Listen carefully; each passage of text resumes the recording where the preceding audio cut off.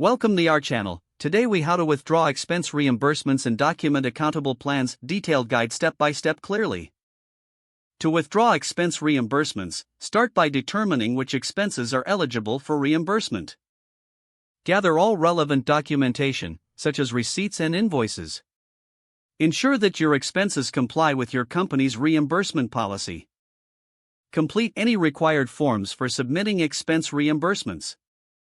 Double-check the forms for accuracy to prevent any delays. Submit your completed forms along with the attached documentation to the appropriate department. Once submitted, keep copies of everything for your records. Monitor the status of your reimbursement request.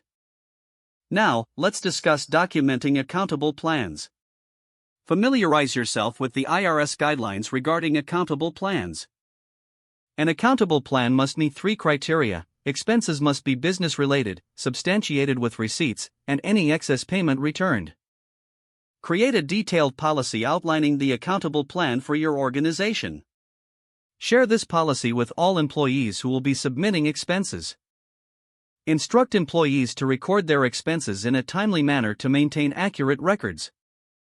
Establish a procedure for submitting expense reports, ensuring all necessary documents. Require employees to return any excess reimbursements to keep the plan accountable.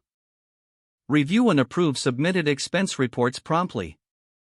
Maintain thorough records of all expenses and reimbursements for tax purposes. Conduct periodic audits of the accountable plan to ensure compliance and efficiency. Provide training sessions on the policy and procedures for employees.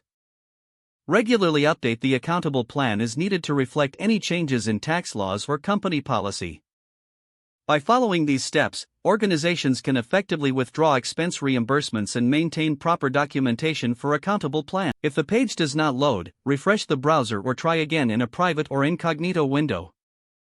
Make sure you are using the correct email address, then retype it carefully to avoid small. If your password is not accepted, use the reset option and create a new strong password you can remember. Check your spam folder for verification or security emails, then complete any requested confirmation steps. Enable two-factor authentication if available to improve account security and reduce unauthorized access risk. After signing in, review your profile details so your contact information and settings are accurate and current. Don't forget to like this video and subscribe to our channel for more step-by-step tech guides.